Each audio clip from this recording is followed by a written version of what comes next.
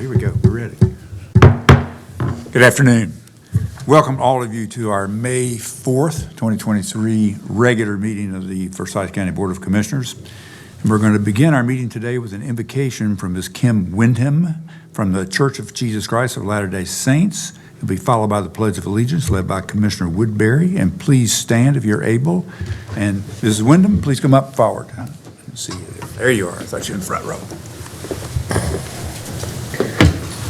Our Father in heaven, we're so grateful to come together this day, grateful for the opportunities we have to meet together as community and to help one another. We're grateful for this opportunity to learn from one another and to help each other in our community. We're so grateful for our freedoms and the freedom to pray and to pray together. And we're grateful for each other here in this room and the work they give to the community. We ask a blessing on them and their families, that they will be blessed for the work that they do, and while they are away from their families, that they will be lifted up and strengthened by Thee. And we say these things in the name of Jesus Christ. Amen. Amen. I pledge allegiance to the flag of the United States of America and to the republic for which it stands, one nation, under God, indivisible, with liberty and justice for all.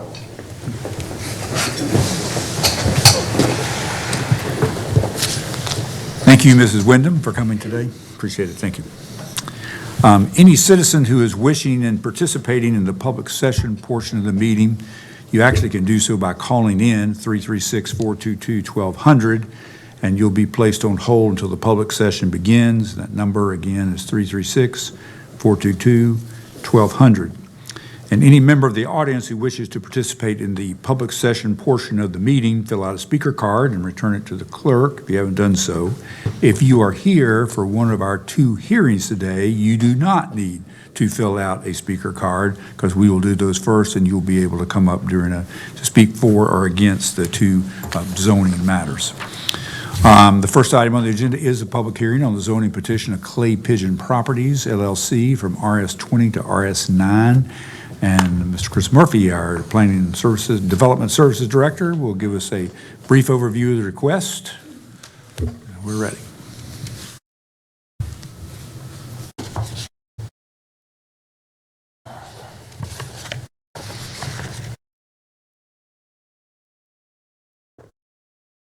Thank you, Mr. Chairman. Good afternoon, Mr. Chairman, members of the Board of Commissioners. The first request is a request of Clay Pigeon Properties, LLC, to rezone 13.71 acres of property on the north side of Union Cross Road at its intersection with Thomasville Road from general use RS20 to general use RS9. This is the subject property shown on the countywide Legacy Growth Management Area map. You'll see that it is located within GMA 3 Growth Management Area, which is the Suburban Neighborhoods Growth Management Area there along Thomasville Road. This is the subject property highlighted in yellow. Again, you'll see it is located at the intersection of Union Cross and Thomasville Road, nestled in between Union Cross Road and an existing subdivision to the north. You also notice from this zoning map, you have a wide array of different zoning districts, including RS9 directly to the west. You have RS12 to the west and to the north. You have RS20 further to the east. And then across 109 Thomasville Road, you have AG. Further back towards Winston, you have RM18. So again, a real hodgepodge of various zoning districts in this area. This is the subject property outlined in yellow on the countywide aerial photography. You'll see that this is a developed site. There is a house on it, some agricultural buildings. It was farmed in the past, but you also notice the development pattern in the area, transitioning to single family in this area. Here is the subject property shown on the Southeast Suburban Area Plan Update, which was adopted by the County Commissioners back in the 2010s. It recommends 0 to 8 units per acre. and the request of RS9 is consistent with that land use recommendation of 0 to 8 units per acre. This is looking north from Union Cross Road at the subject property.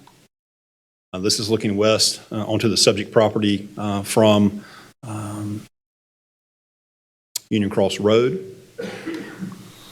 This is looking eastbound onto Union Cross Road. The subject property is on the left. This is looking westbound at the North Carolina 109, which is Thomasville Road, Union Cross Road intersection. The subject property is on the right. This is the existing single-family home on the western portion of the property. In summary, this request is consistent with Legacy in that it supports a mixture of housing densities and types. It is consistent with the Southeast Suburban Area Plan update, which recommends single-family residential land use, 0 to 8 units per acre at this location. There is public sewer available, which also supports intensification, and there also is public water. This was heard at by the Planning Board at their March 9th, 2023 public hearing. There were several speakers in opposition. The opposition did cite concerns with traffic, property values, and concerns about making a connection to their neighborhood. That is a ordinance requirement. Keep in mind, this is a general use request from RS20 to RS9, so there is no development plan shown, but the presumption is that following rezoning, if this were to be rezoned, they would bring through a subdivision, and that connection would have to be made as part of that. If the Board of County Commissioners decide to deny the rezoning request and they bring it through for RS20 for a subdivision, that same connection will still have to be made. So the rezoning from RS20 to RS9 is not, doesn't affect the connection. Following discussion, the Planning Board did vote 6-1 to recommend approval of the request. And with that, I'll be glad to answer any questions.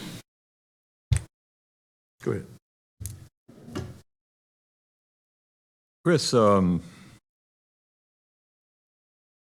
either RS20 or RS9, if the subdivision plan for residential subdivision on the subject property were submitted with a cul-de-sac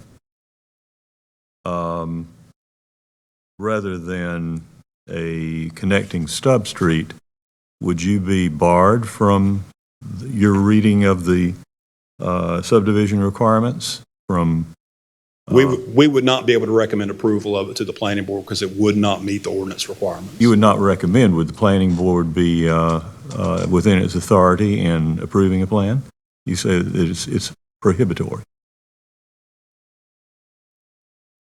Unless there is a finding, unless there is a topographic reason why it can't be done. Well, there are other exceptions in the subdivision ordinance, but at any rate, your position is that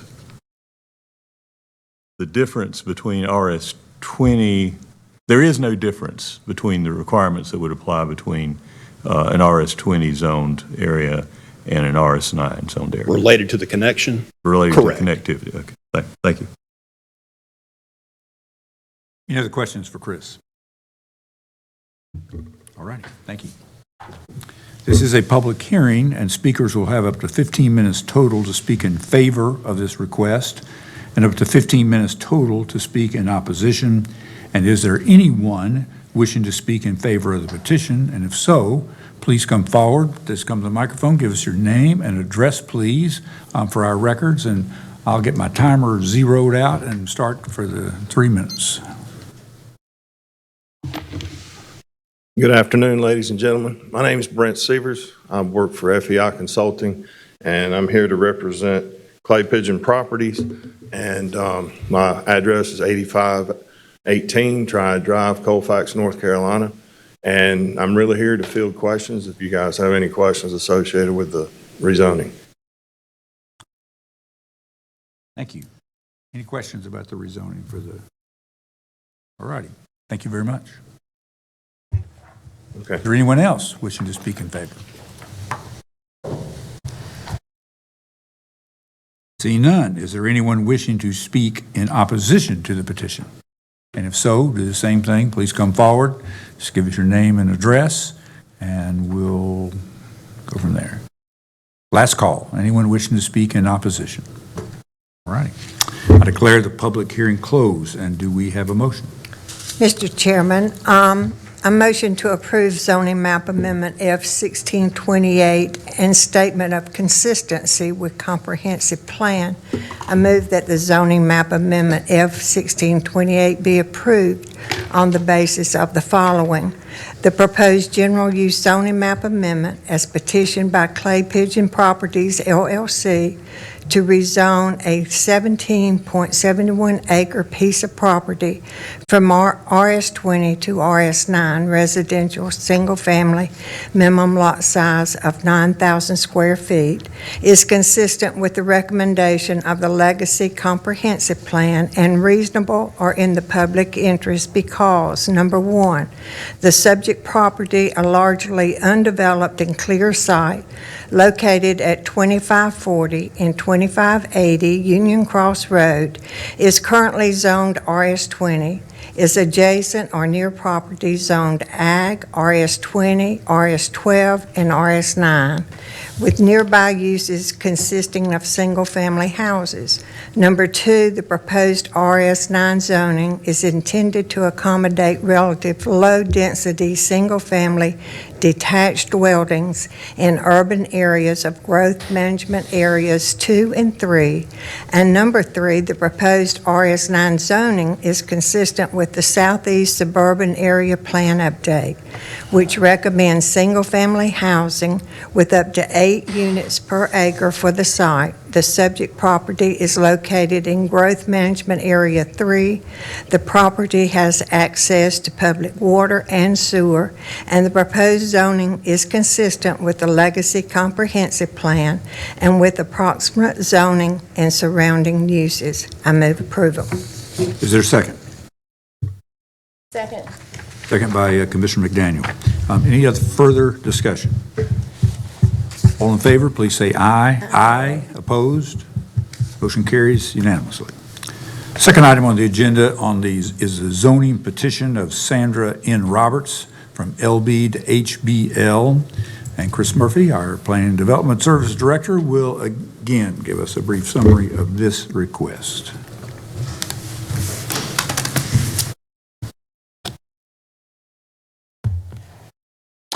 Again, good afternoon. Yes, this is case F-1629, and this is a request to rezone 1.39 acres on the south side of North Main Street between Cedarwood Trail and Rich Fork Creek Drive. And this North Main Street is the High Point North Main Street, so we're looking at the High Point Road area transitioning out of southeast Forsyth County towards High Point. The request is a special use limited rezoning from LB to HBL. This is the subject property shown on the Legacy Growth Management Area Plan map. You see the site indicated again in the extreme southeast area of Forsyth County, located in the Growth Management Area 4 Growth Management Area, which is the future growth management area. You notice this is the subject property highlighted in yellow on the location map, and you see that the subject property is currently zoned LB and is adjacent to an HBL project that is an existing storage services retail business. There's also some other zoning in the area, but the subject property is currently, it's zoned LB, but it's currently a residential property that's been vacant for a number of years. The house has been.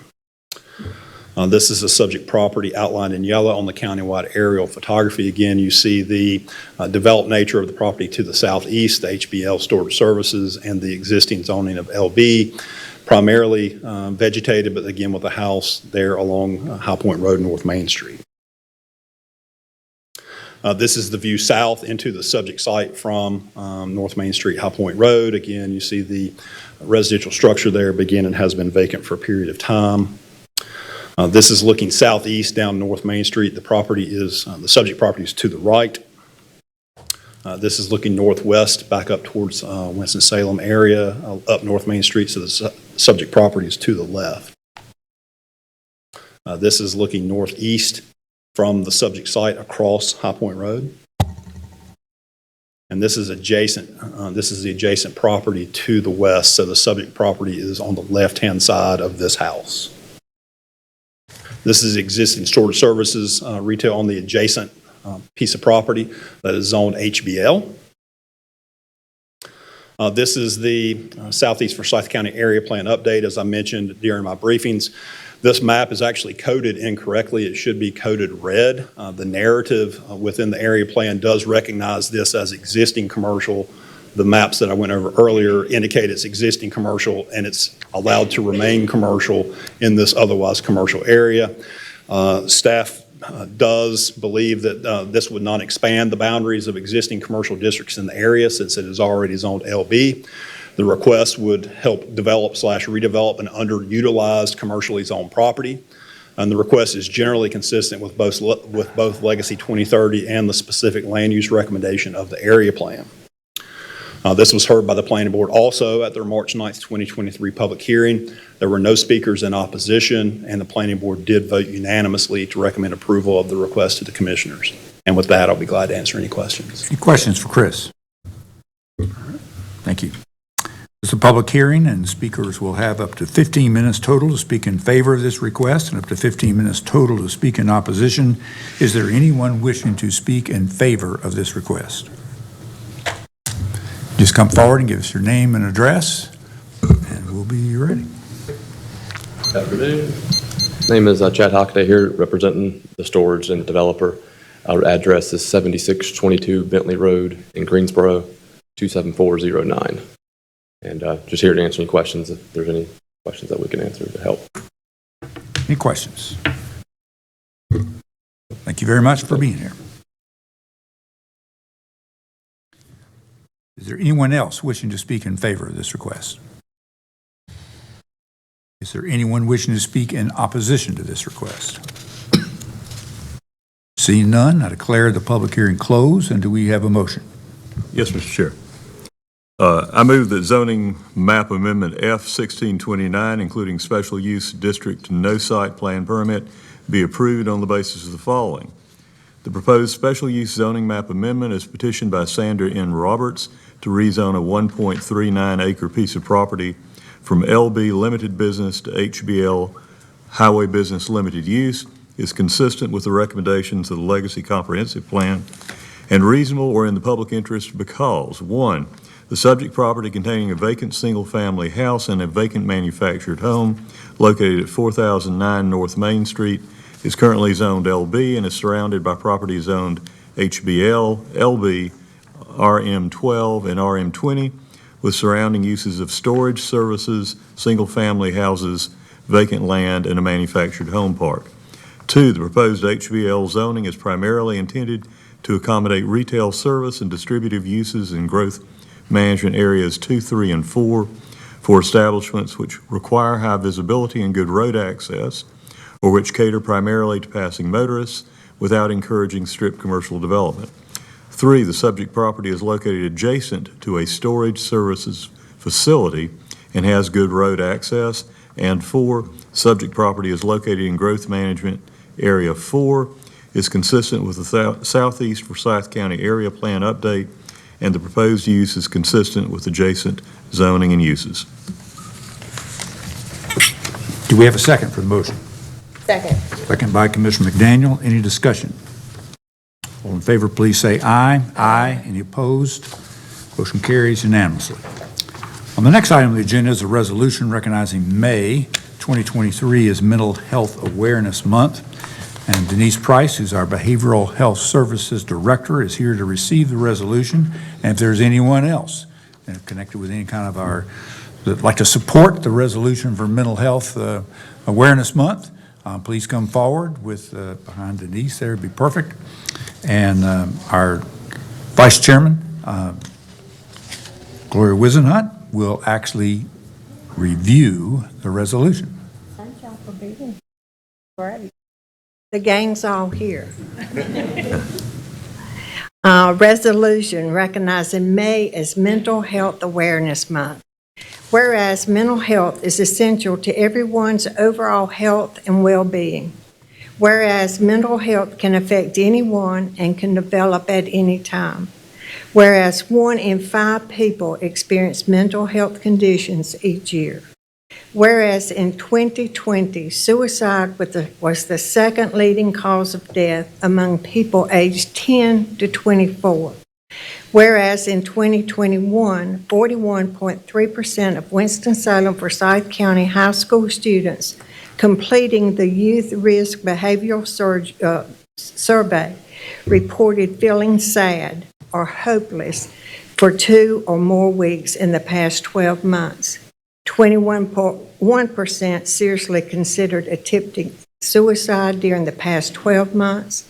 18% made a suicide plan during the past 12 months, and 10.3% attempted suicide during the past 12 months. Whereas in 2021, 35.2% of Winston-Salem Forsyth County middle school students completing the Youth Risk Behavior Survey reported feeling sad or hopeless for 2 or more weeks in the past 12 months. 25.7% seriously considered attempting suicide during the past 12 months. 19.3% made a suicide plan during the past 12 months, and 11.4% attempted suicide during the past 12 months. Whereas Forsyth County has the 3rd highest rate of North Carolina counties of emergency department visits rates as a result of self-inflicted injury during the period October 2021 through September 2022, 185.9 per 100,000. Whereas people with mental illness are valued and make important contributions to our families and communities. Whereas while mental health treatment can be successful, many do not receive the treatment needed for their mental health. Whereas, won't come to me, stigma and fear of discrimination keep many who would benefit from mental health services for asking help, and greater public awareness around mental health could help reduce this problem. Whereas early and effective treatment can make a difference in successful navigation and treatment of mental illness, and whereas Forsyth County government cares about the health and mental well-being of its citizens. Now therefore, be it resolved that the Forsyth County Board of Commissioners hereby recognize May 23rd as Mental Health Awareness Month in Forsyth County. Call observation of the importance of mental health and ask residents to support each other, to know that they're not alone, and that there is hope and help, and that healing is possible. Adopted this 4th day of May 2023. Second that motion. All in favor, please say aye. Aye. Motion carries unanimously. I'd love to make a statement. These individuals that are with me are really the gears of our division. They make it happen, and I'm very proud of the work that we've done in this first year. That said, we know that we can't lose momentum because we've got much work to do. I'm also very proud of the synergy and the partnership that I'm seeing across our community from families, from individuals that are experiencing behavioral health crises, from partners large and small, and from parts of our community that just simply care. So we're very excited about what next year brings us, and I would be remiss if I didn't do an invitation. So 2 events we'd like to invite you, the board, to, and also the public to as well. The first is on May the 16th, beginning at 5:45 at our Central Library. We'll be having a community conversation about suicide. You just heard those statistics. We'd love for folks to come out to hear more and to learn more about training that's available. We also are having a day of action on May the 30th, and I'm going to look down to get my times right, from 10 a.m. to 1 p.m. That will be on Carl Russell Avenue in the Grassy area. We'll have games and food and recovery art and music and panel discussions, so we'll hope you'll be able to come out. Thank you. Thank you. Thank you, Denise.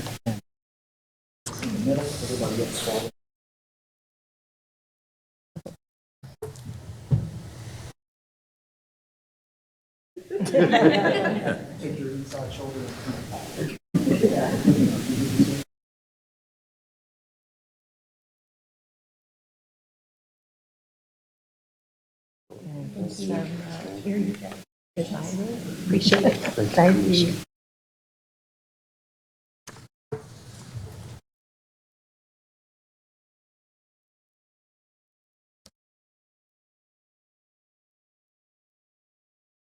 Next item of the agenda is a resolution recognizing May 2023 as Historic Preservation Month. And Janet Schill, our Historic Resources Commission member, is here to receive the resolution, and I'd like to invite her down to the podium and ask her to join Commissioner Bessie at the podium to actually review. She'll receive the resolution and he'll review it, which is it. And I think you're also going to be here a little later in our briefing session and actually give us a little annual sort of update. So thank you for being here. And can we invite other staff and members of the commission up here with us? Put them on the spot. Thank you. It's my pleasure and privilege to read the resolution recognizing May 2023 as Historic Preservation Month in Forsyth County. Whereas Forsyth County joins cities and counties across the United States in a nationwide celebration of Historic Preservation Month. Whereas historic preservation is an effective tool for economic development, tourism promotion, revitalizing neighborhoods, fostering local pride, and maintaining community character while enhancing livability. Whereas historic preservation is relevant for all communities across the nation, both urban and rural, and for all neighborhoods and citizens all over Forsyth County. Whereas it is important to celebrate the role of history in our lives and the contributions made by dedicated individuals in helping to preserve the tangible aspects of the heritage that has shaped us as a people.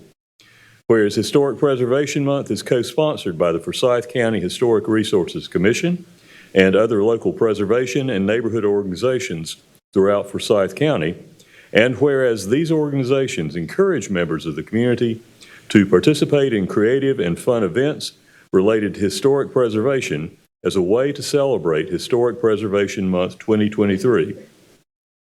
Now, therefore, be it resolved that the Forsyth County Board of Commissioners hereby recognizes the month of May 2023 as Historic Preservation Month in Forsyth County and encourages the people of Forsyth County to join their fellow citizens across the United States in celebrating and participating in this special observance, adopted this 4th day of May 2023. I'll second that motion. All in favor, please say aye. Aye. Aye. Thank you. Thank you. Would you care to make comments, please? Oh, no, well, I'll be up here in a little bit to make comments for the Resource Commission. All right. Then Thank you so much. May we present you with that?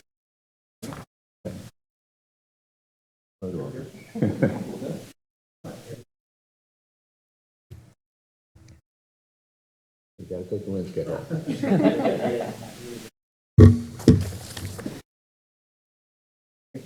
you. All right. Christine Dowdell, our Social Services Director, is here to receive a resolution recognizing May 2023 as Foster Care Awareness Month. And I'd like to invite anyone else that in the foster care arena to come forward and join her at the podium. And I'd like to welcome Commissioner Woodbury to actually read the proclamation, resolution, and actually give it to Ms. Dowdell. Thank you. Thank you, Chair Martin, and it is an honor and privilege, and I'm happy to read the resolution and thank everyone in our community that enables foster care. Resolution recognizing May 2023 as Foster Care Awareness Month in Forsyth County, North Carolina. Whereas the family serves as the primary source of love, identity, and support, and is the foundation of our communities. Whereas over 400,000 children are in the foster care system in the United States because their own families are in crisis and unable to provide for their essential safety and well-being needs. Whereas foster families who open their hearts and homes to help children whose families are in crisis play a vital role in helping children heal, reconnect, and transition successfully into adulthood. Whereas Forsyth County has 250 children in foster care as of April 12, 2023, being provided with a safe and stable home by licensed foster families, relatives, and approved caretakers. Whereas the needs of children in foster care result in a greater need for trained foster families, community partners, and additional resources. Whereas the Forsyth County Department of Social Services depends on the active support and involvement of the Forsyth County community to support the well-being needs of children in the foster care system. Whereas the Family and Children's Division of the Forsyth County Department of Social Services continues to implement trauma-informed practices to support the emotional, behavioral, and well-being needs of children who have experienced abuse, neglect, and dependency within their previous environments. And whereas the Forsyth County Department of Social Services acknowledges that the foster care system needs more compassionate foster and adoptive homes to ensure placement, stability for children, and to help them heal. Therefore, ongoing partnerships on every level are critical to the success of the foster care system. Now, therefore, be it resolved by the Forsyth County Board of Commissioners that May 2023 is hereby recognized as Foster Care Awareness Month in Forsyth County and encourages all citizens and community partners to consider how they can assist with supporting the emotional, social, and academic needs of children in the foster care system as they grow to become citizens in our community, adopted this 4th day of May 2023. Thank you. Second that. All in favor, please say aye. Aye. Thank you. Proceed, please, Navali. Thank you. Thank you. Good afternoon, and thank you for adopting that resolution. And also, I want to thank the staff that are here. I would like for our Division Director, Adrienne Turner, to say a few words, and she is over all of Children's Services. Good afternoon. I want to thank you all first for continuing to support our children in Forsyth County. And just to let you know the hard work of these individuals behind me, we have taken that number down over the past month from 250 children in care to 238 children in care. And I think that's a big deal for finding permanence for those children. And again, thank you all for your support. And if you are interested in fostering or adopt, please call 336-703-CHILD. Thank you. All right.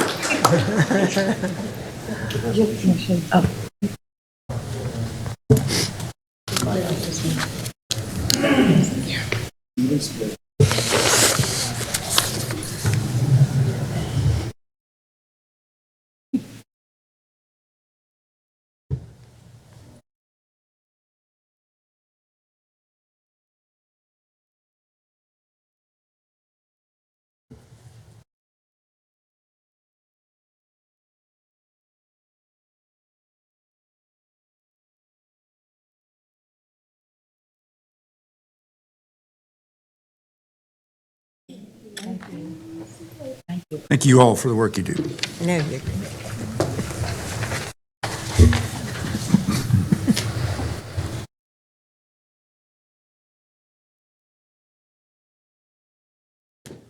The next item on the agenda is actually, we have two proclamations that are recognizing one for the Winston-Salem State 2022 Women's Track and Field Team, and one for the proclamation recognizing the 2022 Men's Basketball Team. And I'd like to ask the Winston-Salem State University Director of Athletics, Etienne Thomas, to come forward to receive the resolution. And if there is anyone else here, please to join her at the podium. Other than that, I'm pleased for Commissioner McDaniel, who's going to deliver the proclamation. Please proceed. Thank you, Chairman Martin. I appreciate you, sir. Whereas on May 6th through the 7th, 2022, the Winston-Salem State University Women's Track and Field Team was named co-champions of the Central Intercollegiate Athletic Association, known as the CIAA Outdoor Track and Field Championship at Bowen State University, sharing the title with Fayetteville State University. Whereas the Winston-Salem State University women's track and field team completed a total of 16 events with a total score of 149.5 points to defeat Johnson C. Smith University, Claflin University, Livingston University, Shaw University, and Virginia State University. Whereas head coach Antonio Wells and assistant coach Sierra Pridgeon led 26 student athletes through 11 outdoor meets for the 2022 season. And whereas the Winston-Salem State University women's track and field team continued their journey into the 2023 outdoor season, and we look forward to defending the CIAA championship where they won third in a row. Now, therefore, be it resolved that the Forsyth County Board of Commissioners do hereby commend and congratulate the Winston-Salem State University's women's track and field team on their Central Intercollegiate Athletic Association championship, and we wish the team many, many more exceptional years of growth. Thank you. I'll second that proclamation. All in favor, please say aye. Aye. And you can present the second, and then we can have that's perfect. Thank you. All righty, and then we will navigate to the men's basketball team. Whereas the Winston-Salem State University men's basketball team was named the 2023 Central Intercollegiate Athletic Association, better known as the CIAA, men's basketball champions with a 62-57 win over Lincoln University. Whereas the Winston-Salem State University men's basketball team entered the tournament with a 21-8 overall record, defeating Claflin University, St. Aug's University, Virginia Union University, and Lincoln University. Whereas Coach Cleo Hill Jr., Ricky Wilson, and Lance Wickbeth led the team on their 13th conference championships in the school's history. And whereas the Winston-Salem State University men's basketball team has earned an automatic bid to the 2023 National Collegiate Athletic Association, the NCAA Division II Atlantic Regional Tournament. Now, therefore, be it resolved that the Forsyth County Board of Commissioners do hereby commend and congratulate the Winston-Salem State University men's basketball team on their on their Central Intercollegiate Athletic Association championship. And we, again, wish the team many, many more exceptional growth. Adopted on this 4th day of May 2023. Thank you, Chairman. Second that resolution. All in favor, please say aye. Aye. And maybe Mrs. Thomas, you can say a word after pictures. That'd be great. Thank you. Good afternoon, Chair and County Commissioners and community. Thank you so much for this opportunity and for the recognition for the hard work of our student athletes on both the 2022 Championship Women's Track and Field team and the 2023 Men's Basketball team. I stand here as that representation as we are in final exams for our men's basketball team, and our women's track and field team actually took off today to Durham to defend their title. So excited about that opportunity for them to go forward. But for our student athletes, some who are residents of Forsyth County and some who have our adopted residents and call this home, it is a great honor to represent Winston-Salem each and every time they step out there with the logo on and represent our institution. It is also an honor and a privilege to have two Rams as county commissioners, Commissioner McDaniel and Commissioner Plyler. I'm very proud and very thankful to see them enter to learn and depart to serve. So again, I say thank you on behalf of Chancellor Elwood Robinson, our chancellor, and our student athletes and our coaches. Thank you so much. Thank you.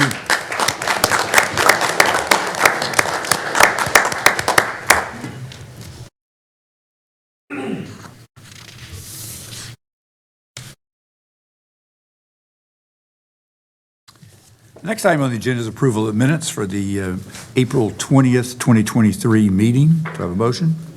So moved. So moved by Vice Chair Wizenhut. Is there a second? Second. Second by Commissioner McDaniel. Any discussion? All in favor, please say aye. Aye. Any opposed? Motion carries unanimously. Madam Clerk, do we have any calls or cards for the public session? Mr. Chairman, we have 5 speaker cards. Okay. The first speaker is Chase Law. Please come forward, state your name and address for the record. I'm Chase Law, President and CEO of Arts Council of Winston-Salem and Forsyth County, 251 North Spruce Street, Winston-Salem. Thank you, Chairman Martin and members of the Board of Commissioners for having me here today and for your time. On behalf of the entire arts and cultural sector, many are here today, I'm here to update you on our ARPA process. First, I want to thank you so much for the generous support in that program. Over the last year, we have worked closely with county staff to be able to launch this program to our community. And after a lengthy period of compliance, training, and community conversations, we received our formal contract in January 2023. At that time, we launched the program in a very robust way. Between January and April, we have allocated over $2.64 million to activate arts and culture in our community. This allocation includes 30 contracts to the arts and cultural community organizations, artists. It'll also support arts and wellness projects, arts teachers, school arts enrichment, microgrants for local artists and creatives. By the end of our funding period, which is December 2024, we anticipate awarding between 150 and 250 contracts at a variety of funding levels. In your handouts, you will see images from some of the new and expanded programs that we've funded through the ARPA program.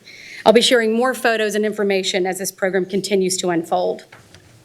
In addition to these special one-time funds that we are managing, the county has been a steadfast supporter of Arts Council and our annual funding through special appropriations. As you're planning for the budget, I'm asking for your continued support in renewing the county's funding of $100,000 to our organization. As you may know, we have made major strides in our region and within our own organization as we've come out of the pandemic. We've continued to not only lift up the arts in our community through organizations and artists in our community, but we're also dedicated to the residents of Forsyth County and ensuring prioritized access to the arts. Your annual support helps us do this and ensures the arts continue to be available beyond just the center city, but also by serving areas such as Kernersville, Clemens, Louisville, and all areas of Forsyth County. You may be asking yourself why annual support is still needed because of this ARPA allocation you've given us. Annual funds and ARPA funds do not commingle. Each of these funding streams support very different programs, as you can see from your handouts.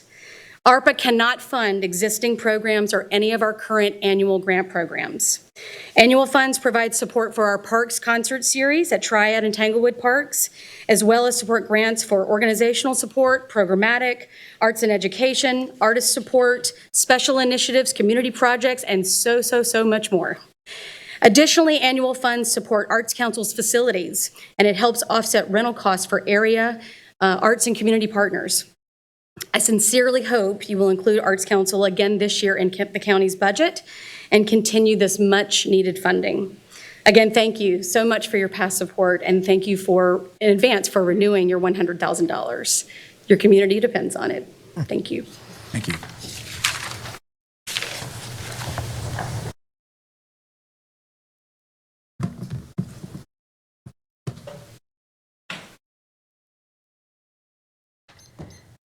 Houston Odom, please come forward, state your name and address for the record. Hey, good afternoon. My name is Houston Odom. My address is 119 Sagewood Road in Jamestown. I'm here. I'm the founder of Activate Entertainment here in Winston-Salem. We are, and I'm also a graduate of UNCSA, just to mention. Activate is actually the only circus company in the Triad, and we're the only professional circus company in all of North Carolina. We're honored to be here to speak about the importance of supporting the arts sector in our community. I'd first like to express a huge amount of gratitude to the commissioners for their support of the arts sector through the generous ARPA grant. Your investment in the arts has helped to reinvigorate the cultural sector, build community, and break down barriers throughout Forsyth County. Our ARPA-funded project Solstice generated $43,000 in economic impact in Forsyth County, supported 16 local artists and performers of all backgrounds, and drew over 1,000 people to downtown Winston. People came from as far as Raleigh and Western North Carolina up to 3 hours away to see our show.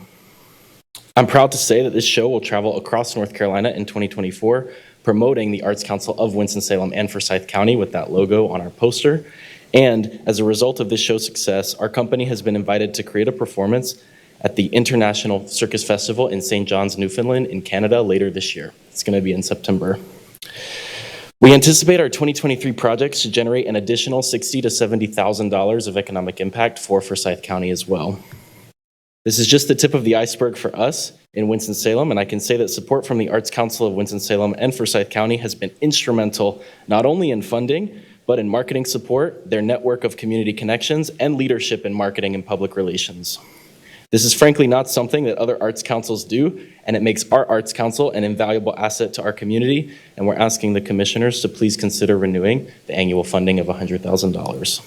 This funding is crucial to continuing the existing programming that's not covered by ARPA that has made our community into a great place to live, work, and create. Most importantly, it demonstrates that the county supports and recognizes the impact of arts in the city of the arts and innovation. Thank you again for your time and consideration. Thank you. Chairman Martin. Yes. A question. Oh, good. Yeah. Commissioner McDaniel would like to ask you a Houston, question. if you don't mind. Thank you so very much. Great information, and thank you for advocating for the Arts Council today. My question is relative to the circus. So what makes your circus different than the Soul Circus and the Ringling Brothers when they do come?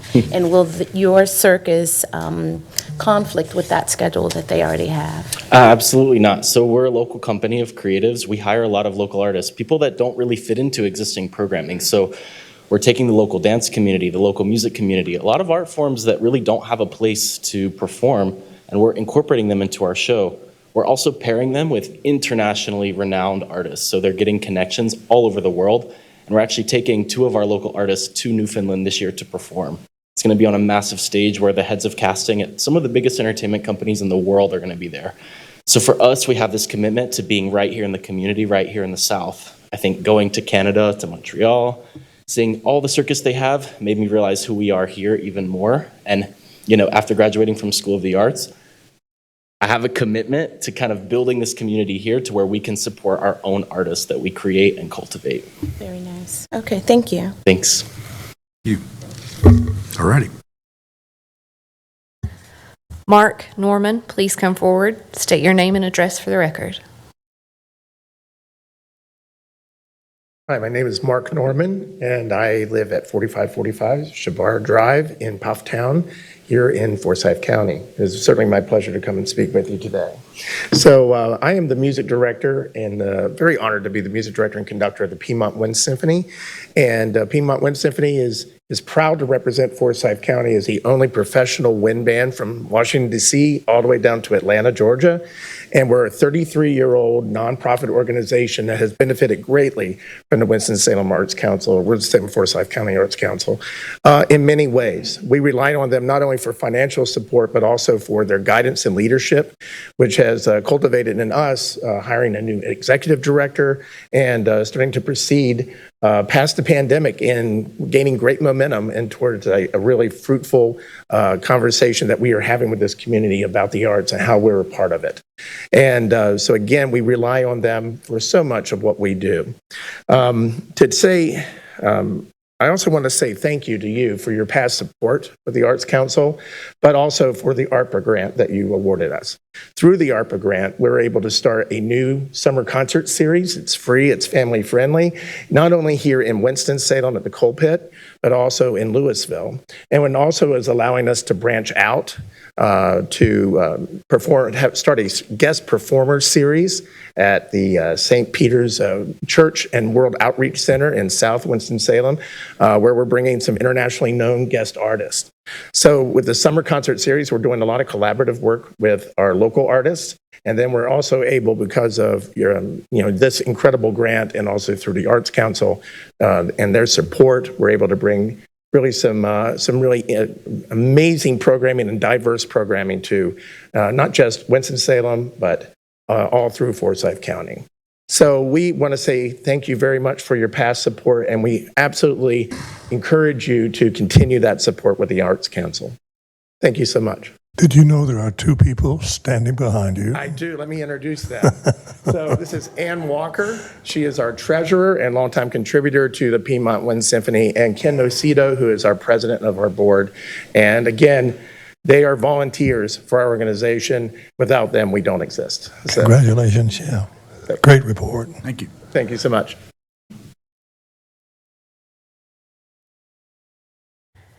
Dr. Patterson, please come forward. State your name and address for the record.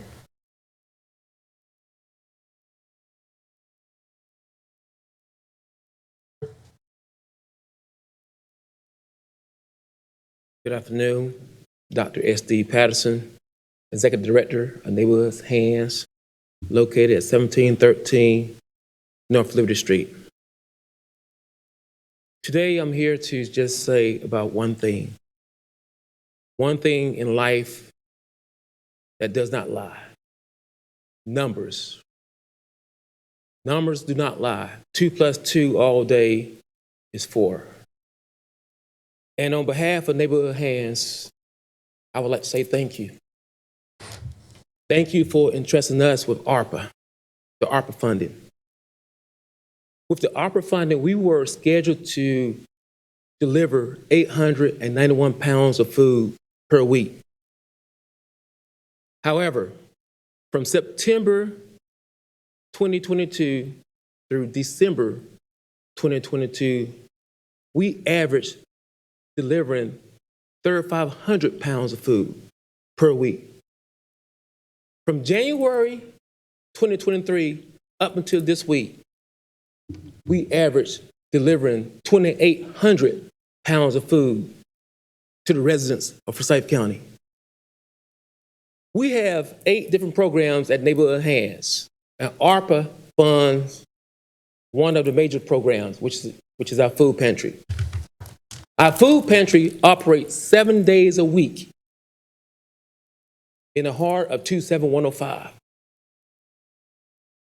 We serve over 200 residents every Thursday at Crystal Towers.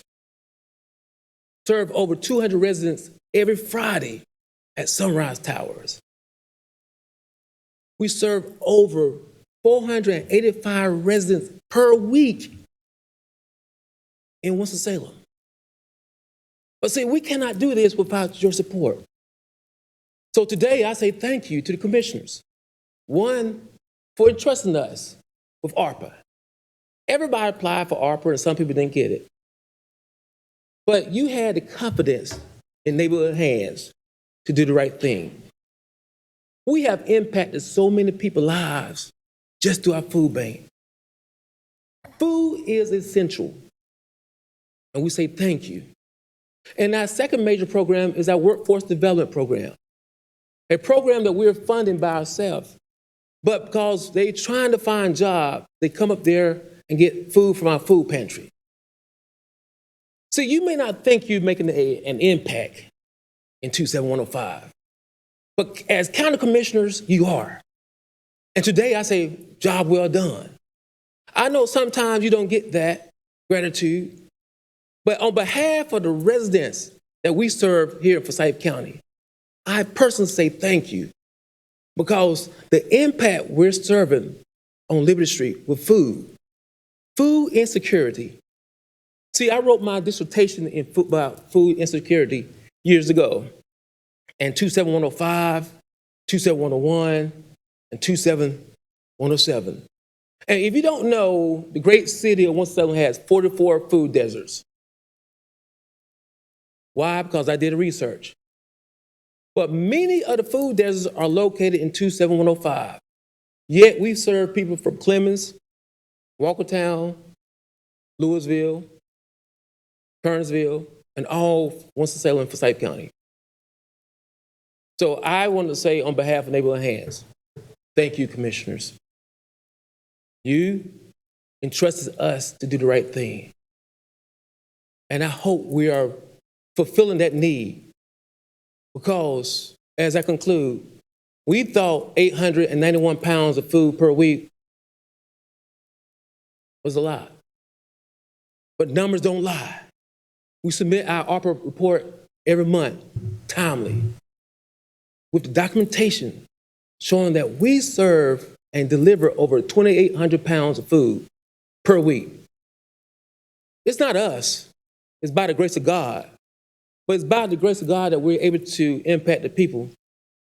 But it's by the grace of God that you, as the county commissioners, believed in us and trusted us at Neighborhood Hands to do the right thing with the ARPA funding. So thank you, and God bless you. Thank you.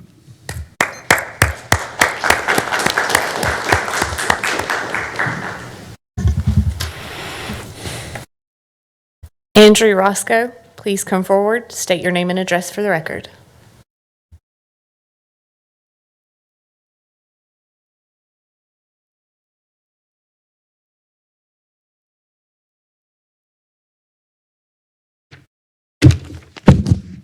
Andrew Roscoe, 5011 K Rook Drive, Winston-Salem, 27105. Like an update on the petition to improve the gun ordinance for Forsyth County.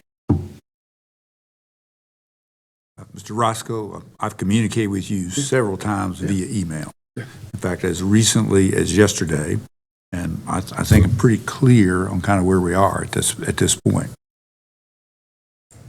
Are you going to vote on it? At this point, there is no interest in bringing that forward for any changes. I need an official document from your office with the attorney's information. I have his card, but I need an official document from your office. Well, I appreciate that, and I think we'd be happy to send you a letter to that effect. I've also suggested that you take Chief Deputy Joyner's recommendation and actually go visit a magistrate and actually file a formal complaint with you and It your would be neighbors. against Forsyth County. It has made a difference before, and that's a fact, and it came from his recommendation, and it did make a difference. I just need an official piece of paper from this office. So you mail me something? Be happy to. Please do. I need it. Is that it? That's it. See ya.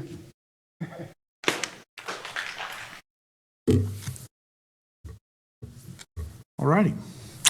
Mr. Manager, we are ready to continue with the remainder of the agenda. All right.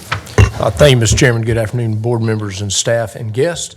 We do have some business items for consideration this afternoon. We have reviewed these in briefing sessions. Hopefully, have answered all the questions. So we'll go ahead and dive in. Item 10 has three parts. They are amendments to the 2022 County Capital Maintenance Two-Thirds Bond Capital Projects Ordinance to appropriate 2023 general obligation net issue premium to pay for debt issuance cost. And you have essentially the same thing in the amendment for the 2022 Winston-Salem Forsyth County Schools Capital Maintenance Two-Thirds Bond Capital Projects Ordinance to appropriate for the debt issuance cost, and then the same thing for the 2022 Forsyth Technical Community College Capital Maintenance Two-Thirds Bond Capital Projects Ordinance. Essentially, what we've done is split the debt issuance cost among the three issuances, and those let us pay for things like bond counsel, the advertising that is required, and then one of the biggest costs, frankly, are the rating agencies that rate our bonds as we go out to sale in the marketplace. All right. Any questions for the county manager? All in favor, please say aye. Excuse me, do I have a motion?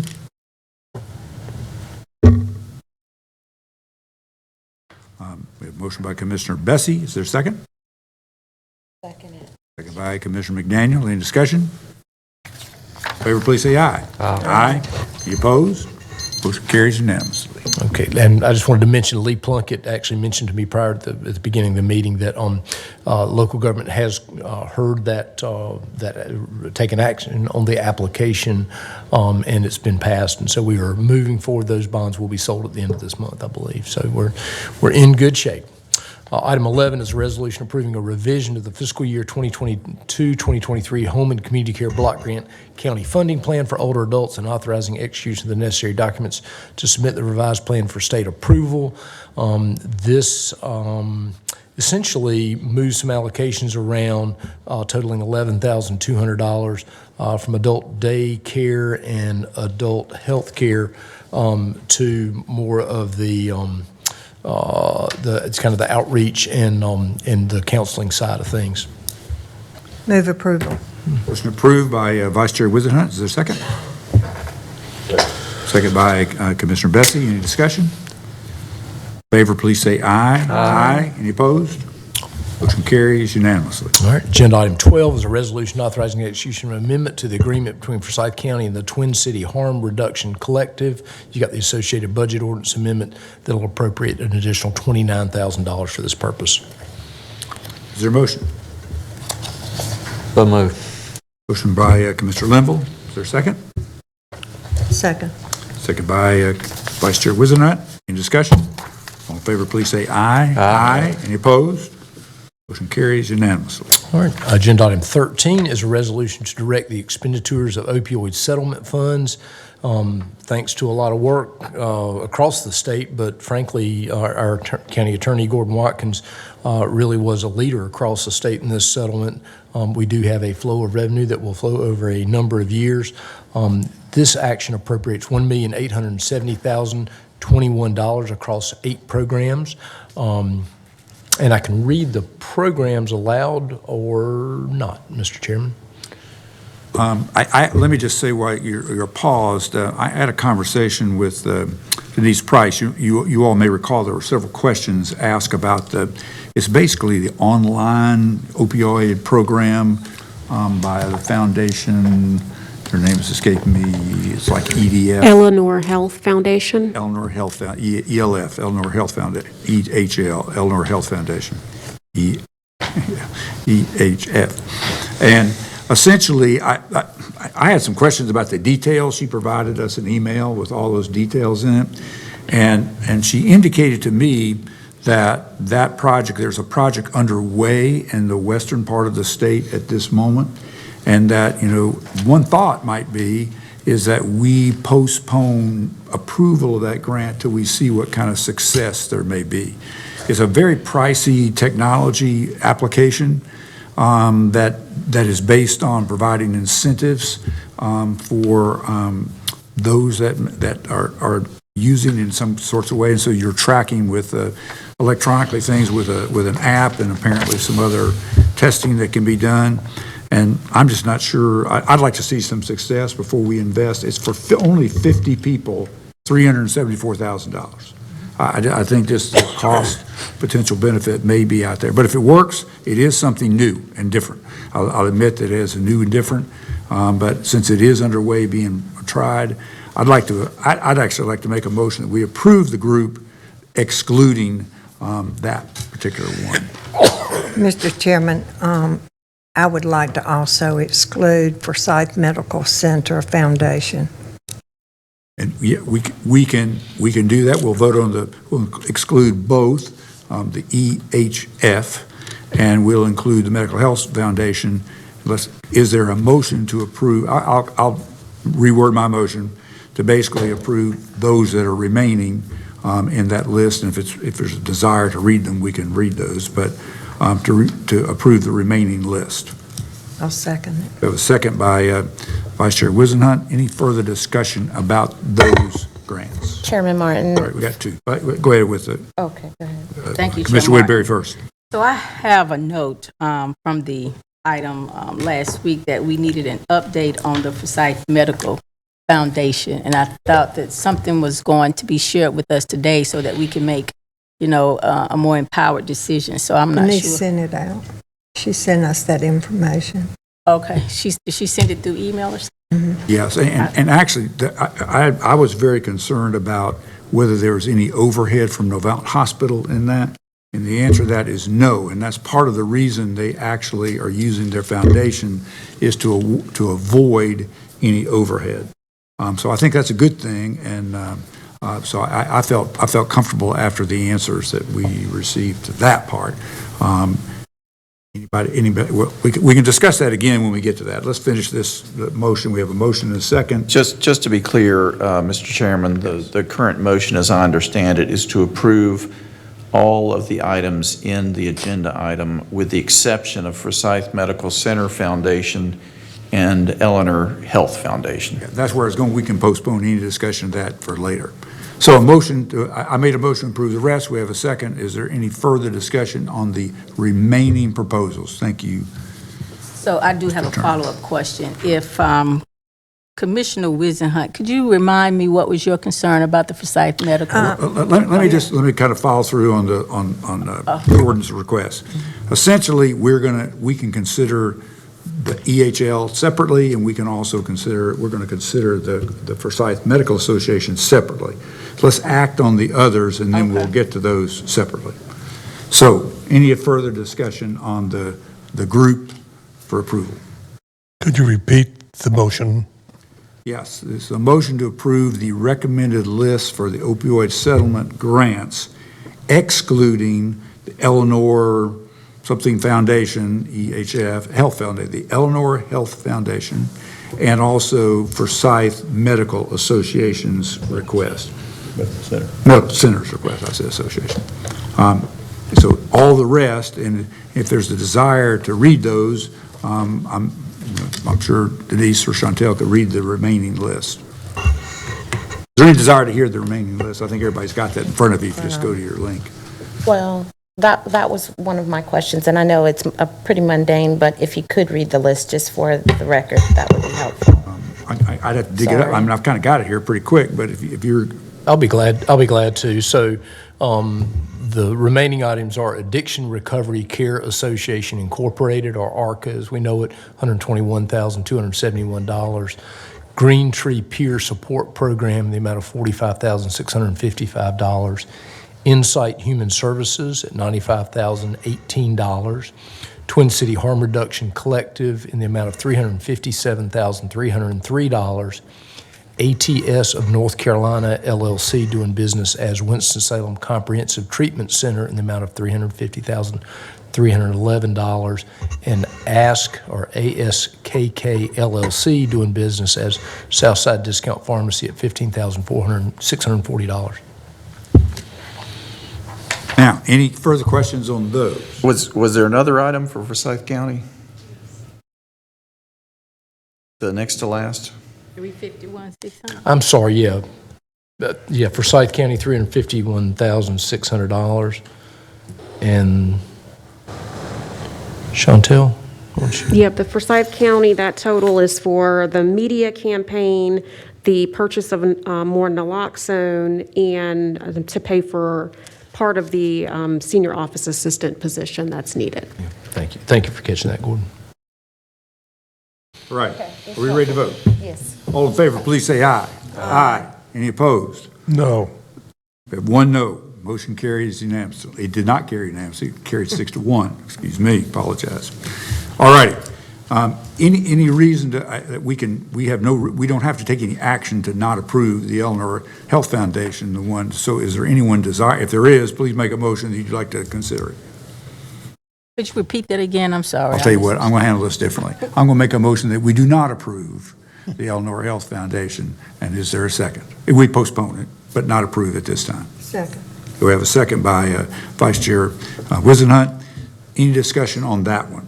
I'm not clear on exactly what we're trying to do, why we're trying to do it, when we're going to do it, how we're going to do it, and I can't vote for it. We've had about 10 proposals submitted. Not in writing. Yes, we have. I'm sorry, I didn't get a copy. There is a summary of each of the grants that has been provided for us. And we do have that, including their overall budget request. We just approved all of them but two.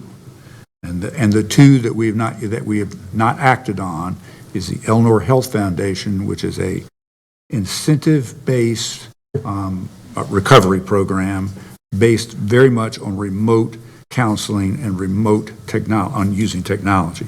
And the second one is the Forsyth Medical Center. So we're discussing I'm just making a motion that we do not approve, postpone for a year or to consider in a future year the Eleanor Health Foundation until they get some results from their pilot in the western part of the state.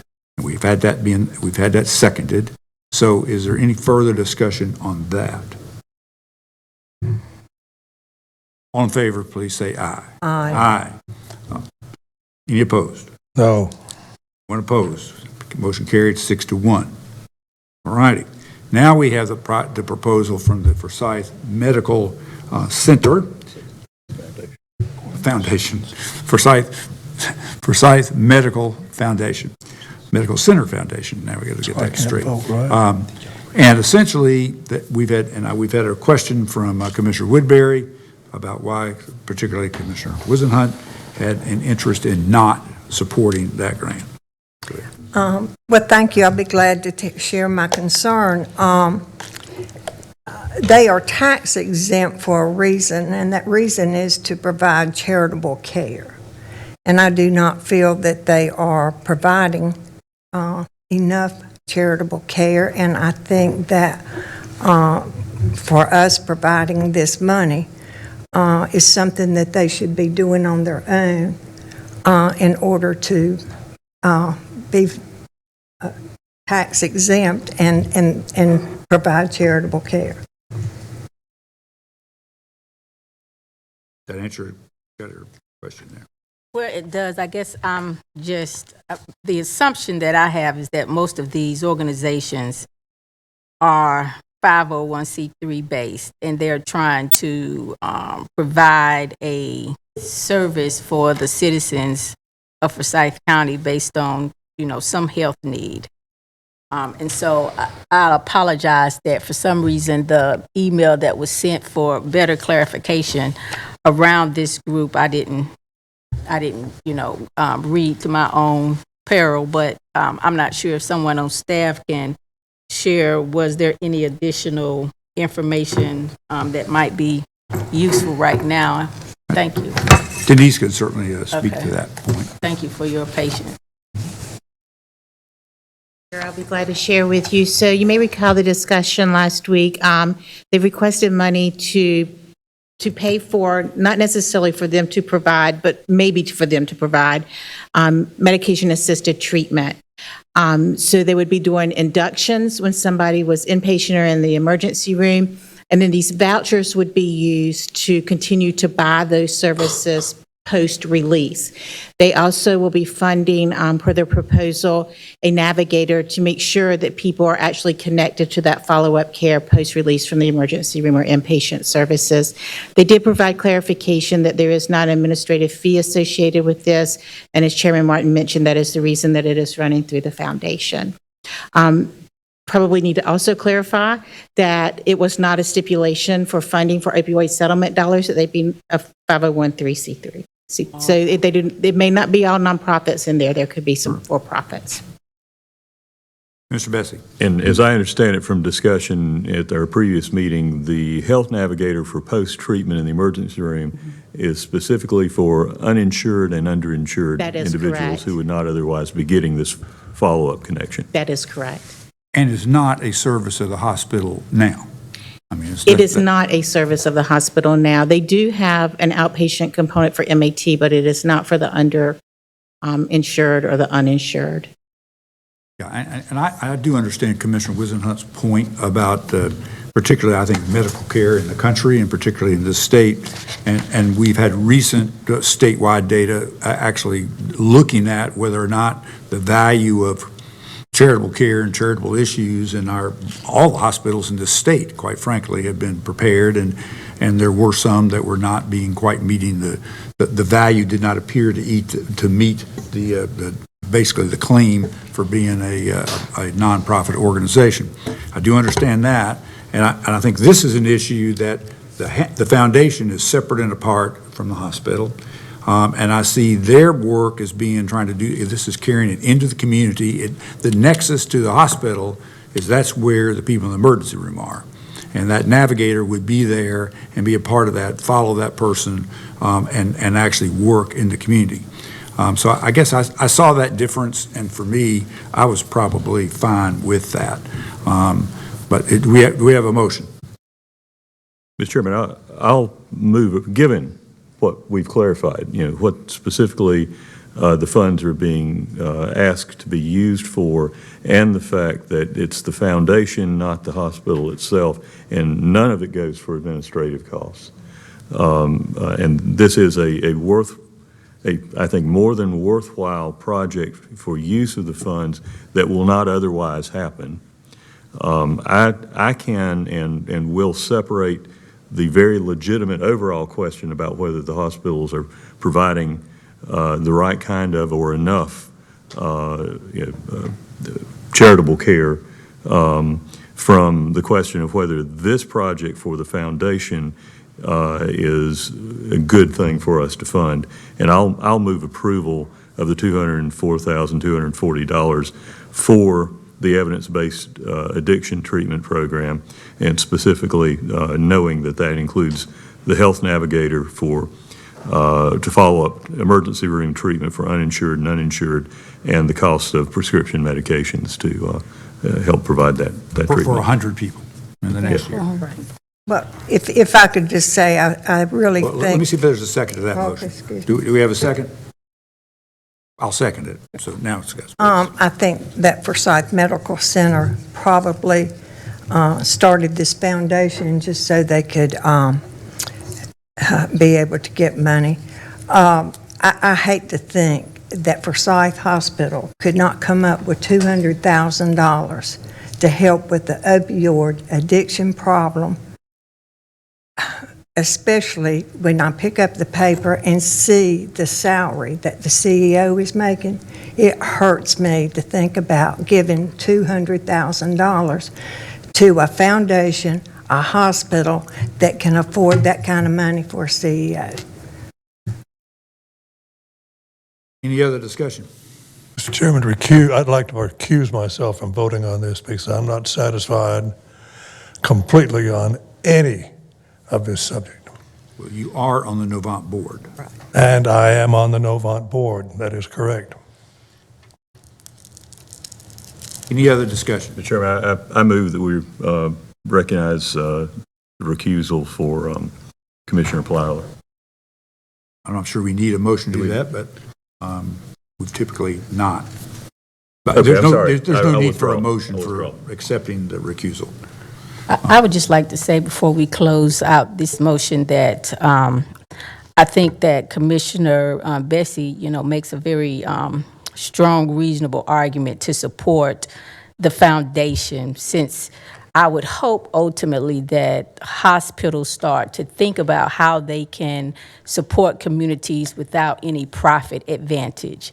And it seems to me the steward type thing to do, especially in relation to this opioid epidemic. And for me also, secondly, and so that's just my hope for the goodwill of hospitals. But I definitely understand where Commissioner Wisenhunt is coming from. And so I am torn, but I want to give the hospitals a chance to show the community that they can act based off of the good of, it's for the good of good health and not for our profit, and also with the recommendation of our staff to bring forward to us says something to me about you all have put in a lot of energy to bring the best recommendation to us. So I take that very seriously.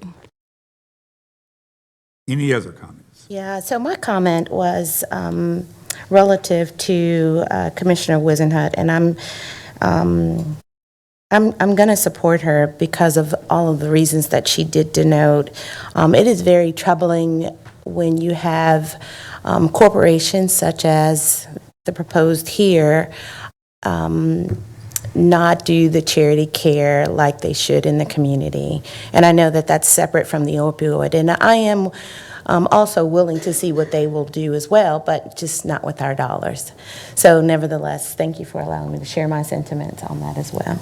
And Mr. Chairman, I do just want to clarify, I just want to make sure everybody is clear, because I'm unclear, that the foundation is giving this money to the hospital. So I just want to make sure everybody is clear on that. All righty. So are we ready to vote? All in favor, please say aye. Aye. Aye. All opposed? No. Please say no. Mr.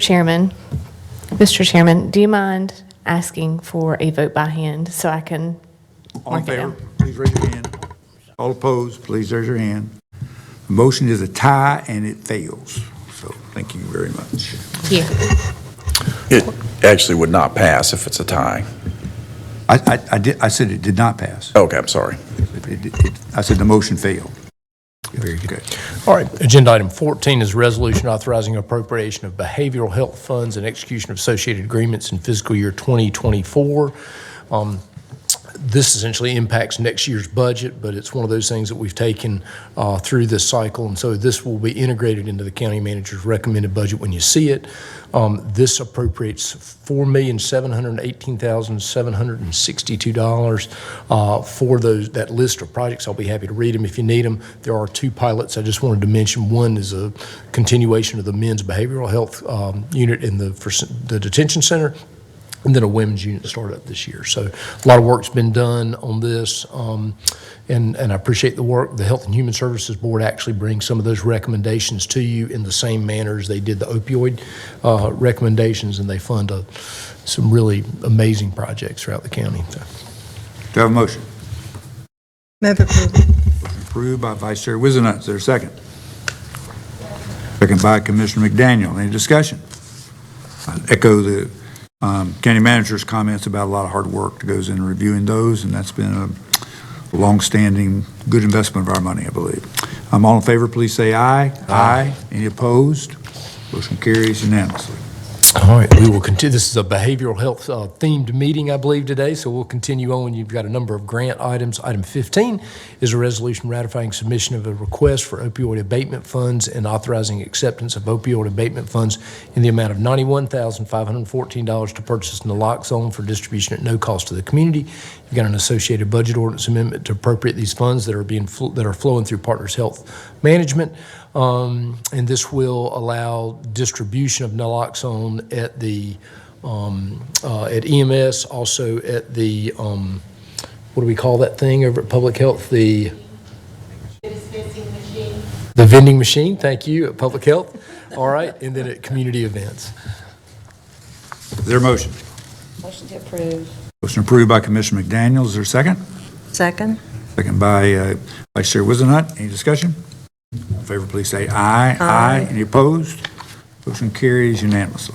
All right, agenda item 15 is a resolution authorizing the execution of the necessary documents to apply for, accept, and receive North Carolina Department of Public Safety grant funds for a medication-assisted treatment program in the Forsyth County Detention Center. You get an associated budget ordinance amendment.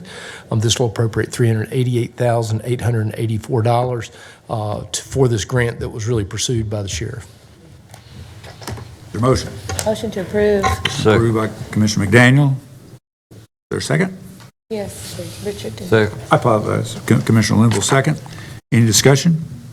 All in favor, please say aye. Aye. Any opposed? Motion carries unanimously. All right, agenda item 17 is a resolution authorizing the execution of a grant agreement between Forsyth County and the North Carolina Department of Transportation. It funds an airfield lighting rehabilitation project, or parts of it, at Smith Reynolds Airport in the amount of $229,787. Move to approve. Motion approved by Commissioner McDaniel. Second. Second by Vice Chair Wizenhut. Any discussion? All in favor, please say aye. Aye. Any opposed? Motion carries unanimously. All right, we have two ARPA contracts for consideration. Item 18 is a resolution approving the execution of an agreement with Legal Aid of North Carolina to fund an eviction diversion program with American Rescue Act Plan funds. You've got the associated budget ordinance amendment that will appropriate $100,000 for this purpose. Move approval. Motion approved by Commissioner Bessie. Second. Second by Commissioner McDaniel. Any discussion? All in favor, please say aye. Aye. Motion carries unanimously. Agenda item 19 is the second one. It is a resolution approving execution of an agreement with Centers for Exceptional Children Incorporated to fund its infant and toddler program with ARPA funds. You got the associated budget ordinance amendment that appropriates $831,636 for that program. Move approval. Second. Motion approved by Commissioner Plyler. Second. Second by Commissioner Linville. Any discussion? All in favor, please say aye. Aye. Motion carries unanimously. All right, we have a number of contracts for consideration. Item 20 is a resolution selecting and authorizing execution of a contract with CGL Companies to perform a security and staffing assessment for the new courthouse. We've heard about that last week. This will fund the study in the amount of $83,224. We need to get those results back in time as we open the new courthouse to deal with the staffing issues around transportation and security there in the courthouse, given that the facility changes. Move approval. Motion approved by Commissioner Plyler. Second. Second. Second by Vice Chair Wizenhut. I just have one question. How long, when will they, if we approve this today, how long would it be to get that? I mean, you really need it sooner. Yeah, we need to get on with it. So they came up with a 3 to 4 month period to complete the study. So if we execute the contract today, if the board does, then we hope to have that executed by no later than early June, and they would then be done September-ish. That's late. I mean, that's late. Yeah, we will push hard to get that done. Yep. All in favor, please say aye. Aye. Any opposed? Motion carries unanimously. Item 21 is a resolution awarding and authorizing execution of a contract with B3 Security Group LLC for security services at Tanglewood and Triad Parks. It is a multi-year agreement. It was a 3-year period. The total payments under the contract over that period are not to exceed $475,200. Move approval. Motion approved by Commissioner Plyler, Second. second by Vice Chair Wizenhut. Any discussion? All in favor, please say aye. Aye. Any opposed? Motion carries unanimously. All right, item 22 is a resolution awarding a contract to Law Enforcement Services Group, LLC, for pre- and post-hire psychological medical services, really for Sheriff's Department staff, not to exceed $95,000. Move approval. Motion approved by Commissioner Plyler, Second. second by Vice Chair Wizenhut. Any discussion? All in favor, please say aye. Aye. Motion carries. Any opposed? Motion carries unanimously. All right, agenda item 23 is a resolution awarding a contract to Airmark Correctional Services, LLC, for Law Enforcement Detention Center on-site food services. This is a multi-year agreement, total not to exceed payments over the 3-year period of $5,627,090. Move approval. Motion approved by Commissioner Plyler, Second. second by Commissioner Wizenhut, by Commissioner McDaniel. Any discussion? All in favor, please say aye. Aye. Any opposed? Motion carries unanimously. All right, item 24 is a resolution authorizing the purchase of cellular services and equipment. It essentially authorizes sort of a centralized effort to purchase those services under North Carolina state contract. Move approval. Motion approved by Commissioner Plyler, Second. second by Vice Chair Wizenhut. Any discussion? All in favor, please say aye. Aye. Any opposed? Motion carries unanimously. All right, item 25 is a resolution authorizing execution of an amendment to an agreement between Forsyth County and Communication Access Partners Incorporated for interpretation services. Move approval. Motion approved by Commissioner Plyler, Second. second by Commissioner Bessie. Any discussion? All in favor, please say aye. Aye. Any opposed? Motion carries unanimously. Okay, you got a couple of tax items. You can take these together. You've got item 26, which is a resolution approving refunds by the tax assessor collected in the amount of $12,464.90. And then you've got a resolution approving refunds in the amount of $15,703.17 from the North Carolina Vehicle Tax System. Move approval. Second. Approved by Commissioner Plyler, second by Commissioner Linville. Any discussion? All in favor, please say aye. Aye. Any opposed? Motion carries unanimously. All right, and you've got one report, March 2023 contribution-based benefit cap report. Move approval. Motion approved by Commissioner Plyler, second by Commissioner Linville. Any discussion? All in favor, please say aye. Aye. Any opposed? Motion carries unanimously. Before we adjourn, we actually have a special surprise proclamation. I didn't get in the proclamation list. It is a surprise. And Vice Chair Wizenhut has agreed to read that. So give it 1 minute till it gets passed out to everybody. And I must say that when your clerk puts your agendas together, it's hard to, you got to have somebody to do this, and so it's hard to surprise them. But anyway, but I think we have. We hope we have. Resolution recognizing April 30th, 2023 through May 6, 2023 as Professional Clerks Week. Whereas the Office of Clerk to the Board of Commissioners, which includes the clerk and deputy clerk, is a time-honored and vital part of local government and is the oldest among public servants. Whereas clerks provide the professional link between the citizens, the local governing bodies, and agencies of government at all levels. Whereas clerks have pledged to be ever mindful of neutral and impartial, rendering equal service to all. Whereas clerks serve as the information center on functions of local government and community. Whereas clerks continually strive to improve their service through participation in education programs, seminars, workshops, and the annual meetings of their state, county, and international professional organizations. And whereas it is the most appropriate that we recognize the accomplishments of Office of Clerk to the Board of Commissioners. Now therefore it be resolved that the Forsyth County Board of Commissioners hereby recognize the week of April 30th, 2023 through May 6, 2023 as Professional Clerks Week, and further extend its appreciation to Forsyth County Clerk to the Board of Commissioners Ashley Matthews and Deputy Clerk Rosalind Covington for the vital services they perform and their exemplary dedication to the Board of Commissioners and the citizens of Forsyth County, adopted this 4th day of May, 2023. I will second the motion. Second. All in favor, please say aye.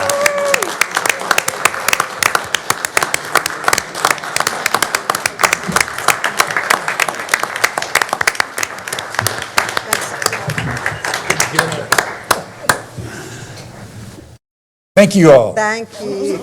Merit and surprises.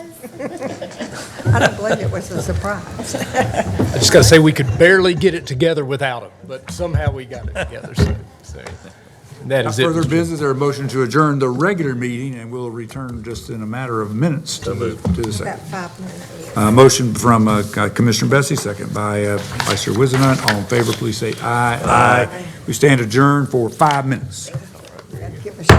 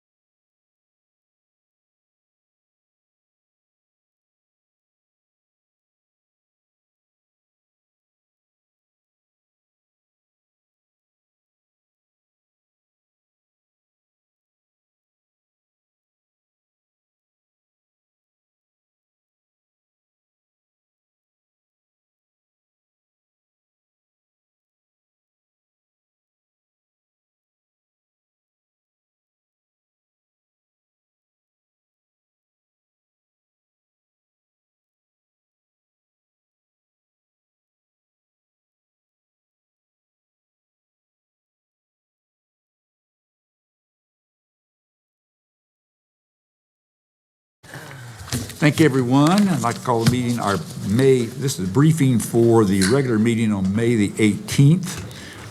And it's our first briefing, and we have one discussion item today from the Historic Resources Commission annual report. And since Janet Shield and her folks have been here for a long time through a long meeting, please come up and go ahead and go first, and then we'll be ready to brief our items, including the presentations, particularly for the hearings, public hearings coming up. So, floor is yours, Janet. Thank you. Ready. Thank you so much. First, we want to thank all of you commissioners for all your support for the Historic Resource Commission. I have been lucky enough to sit as a commissioner on the Historic Resource Commission for 6 years, so it's my honor to present our annual report to you guys tonight. I'm not going to read the report, thankfully. You guys have had a long meeting, so I did want to point out one thing on that report that I'd like for you to look at, that our very own Michelle McCullough was awarded a very prestigious Robert E. Stipe Award. It's the highest honor given by the state for a working professional. We are so lucky to have Michelle on the Historic Resource Commission and working for Winston-Salem. So hats off to Michelle. Congratulations. You guys should all have a copy of our annual report at your seat. I don't think I have it here. I don't have it. Ashley has it, so you'll be getting those. That's what I've heard. Inside that report is a flyer. This happens to be the 75th anniversary for the Historic Resource Commission. So we got a lot of celebrations coming up this year. But on May 22nd, we're kicking everything off with a trivia night at Joymongers, a historic trivia night. So we would like to invite all of the commissioners out and test your knowledge of local historic trivia. And I think maybe you'll learn a thing or two that you may not have known before. So thank you so much for your support, and it's been an honor to speak with you guys today. We're not going to let her run away. This is Janet's last official duty as being a commission member. She was our landmark appointee because she owned a landmark property, and they have sold that property, and she's moving. So we're looking forward to meeting the new owner, but we would like to thank her for her 6 years of service with us. She has been a tremendous commission member for the Historic Resource Commission. She's always attending our marker unveilings, and she's on our education committee. Her enthusiasm is, it's contagious, so we would like to thank her publicly. Thank you. It's been my honor.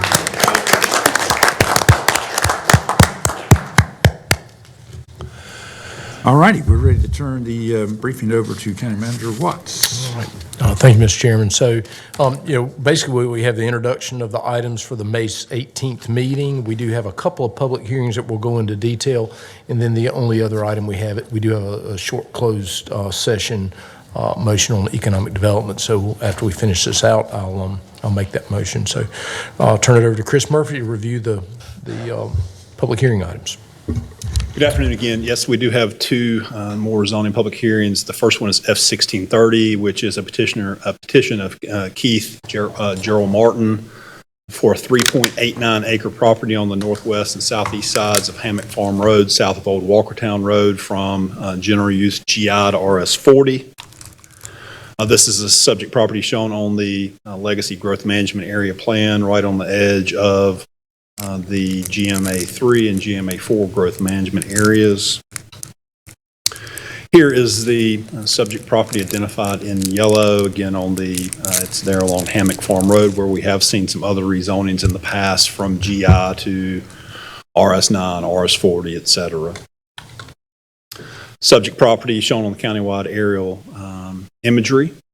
And it is a residential property that for some reason was on GI back prior to the conversion. It was an industrial zoning district, and then it was converted with the conversion back in '95. However, since it was residential, it was recommended in the area plan for single-family residential zoning, so it is compliant with the area plan recommendation. This is looking at the southeast portion of the subject property. This is looking at the northwest portion of the subject property. This is looking eastbound. The subject property is on both sides of the road. In summary, the proposed RS40 district would replace industrial zoning that is out of character with the surrounding area. The Walkertown Area Plan update, which was adopted by the commissioners back in the mid-2010s, recommends single-family residential land use at this location. The proposed request is generally consistent with Legacy 2030. This was heard at the Planning Board's April 13th, 2023 public hearing. There were no speakers in opposition, and the planning board did vote unanimously to recommend approval of the request. And with that, I'll be glad to answer any questions. Go back to the screen that shows property crossing Hammock Farm Road.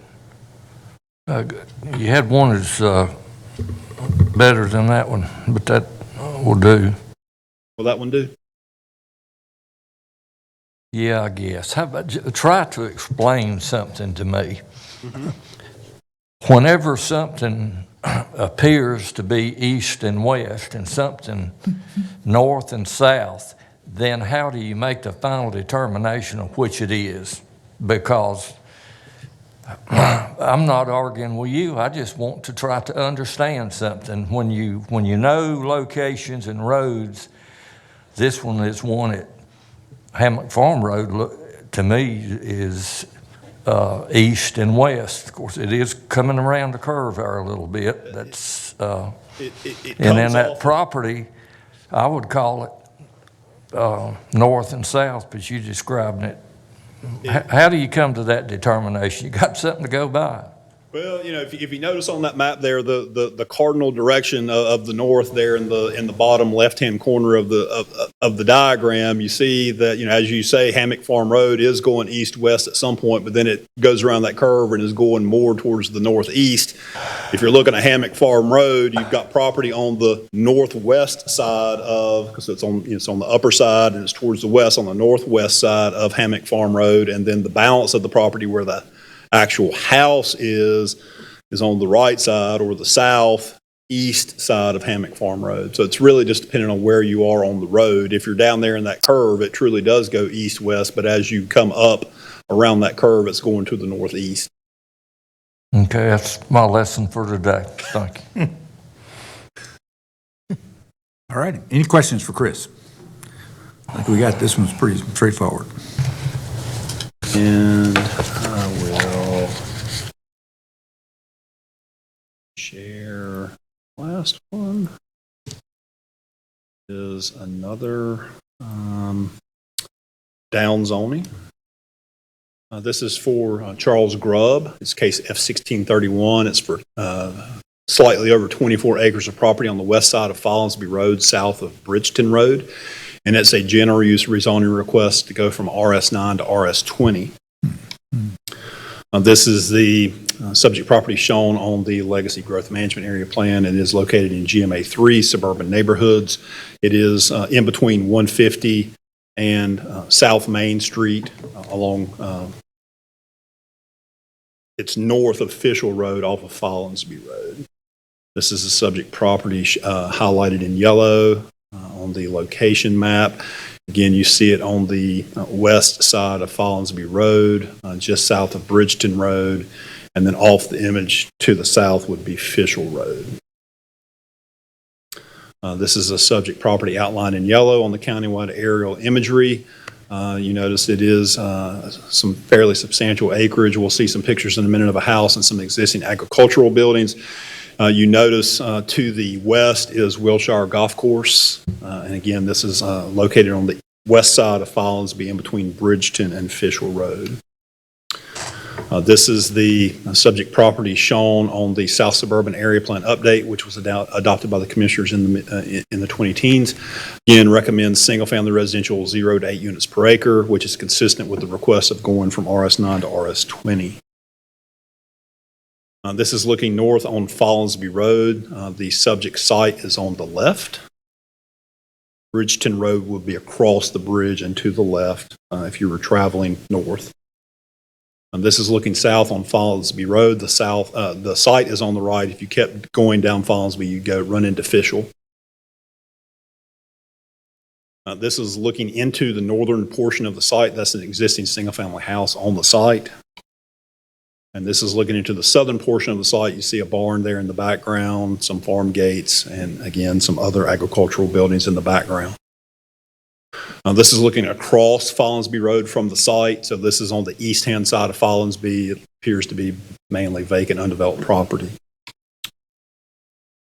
In looking at the summary, the request is consistent with legacy in that it supports a mixture of housing densities and types. Again, it's RS9, but they're requesting to go to RS20. The South Suburban Area Plan Update recommends single-family residential land use at this location. The site has access to public water and sewer. This was heard by the Planning Board at their April 13th, 2023 public hearing. There were no speakers in opposition, and the Planning Board did vote unanimously to recommend approval of the request. And with that, I'll be glad to answer any questions. Any questions for Chris? Thank you. Thank you. Thank you, Chris. Okay, I'll just do a quick overview of the remainder of what you're going to hear in detail next Thursday. We've got a couple of budget and finance items. You've got some JCPC funds. Again, in our effort to make sure we don't revert anything at year end, we've got an action related to some additional discretionary funds. You've got a 2022 PAYGO capital projects ordinance transfer from economic development reserves to SG Atkins Community Development Corporation. It's been a fairly long time that you provided some support for a shared kitchen project there. I think it was matching up with some grant dollars, if I remember correctly. But you'll hear about that from Kyle Haney and his staff. You've got a grants item related to airfield lighting. It looks like a duplication of what we just took action on, but apparently there's some other grant dollars that are out there as well, and so this will recognize those. ARPA funding, it looks like you have 2 ARPA contracts. As we move through those, we're narrowing those down. You've got an agreement with the YWCA of Winston-Salem Forsyth County, and then you've also got an agreement with Second Harvest Food Bank, Northwest North Carolina, for workforce development training. Under contracts, you've got a contract on some improvements out at the airport with a hangar door project at 3820, which is the hangar there that where there's a crossover over to Signature, and then you've got the early start. One of the things we lease terminal space to car rental companies. We actually have to have some, as part of that, need a car wash facility. So we've been working on that with the idea that we also we can take care of the rental car wash requirements, but also reduce some costs that we have in the county around contracted car wash work. And so we would do that through a revenue agreement with the airport. So we'll hear in detail about that. Oxygen cylinder exchange for EMS services. The board funded a tree risk kind of mitigation project at Parks, I believe, with some PAYGO dollars last year, and so we got some progress on that. Periodically, we bid out and contract for print and mail services. We used to do that service in-house. We actually contracted it a number of years ago, and so this will continue that. And then we do have, which we may pull after I saw an email from Gordon, because we may already have approval to buy some ambulances, but we do have a contract for two ambulance services. Next week, Kirby will go into detail. I believe he's received offers for some surplus property, and so according to the guidance the board has given us lately around the value of those, Kirby's going to bring a couple of those in. And then you've got tax assessor collector refunds and that. So fairly straightforward agenda. We are heading into budget. I will be submitting formally the county manager's recommended budget on the Thursday after this. And so, I am going to be trying to reach out to you just to kind of bring you up to speed on what that is looking like. That comes together in pieces, parts. And so Kyle is, and the rest of staff are just inundated with trying to get all that done right now. But, we'll be heading into that going into late May. So with that, Mr. Chairman, the only other item I have is just a closed session motion. Go ahead. Okay. Need to ask the board to consider a motion to go into closed session to discuss a matter relating to the location or expansion of industries or businesses in the area served by the public body, including agreement on a tentative list of economic development incentives that may be offered by the public body in negotiation pursuant to provisions of North Carolina General Statute 143, 31811A4. And since there are no other business to come before the board at this meeting, following the closed session, the meeting will be adjourned. So moved. All right, motion second to that motion? Second. Second by Vice Chair Wizenhut. Any discussion? All in favor, please say aye. Aye. Opposed? Motion carries unanimously. Motion to adjourn. We're adjourned. We're good.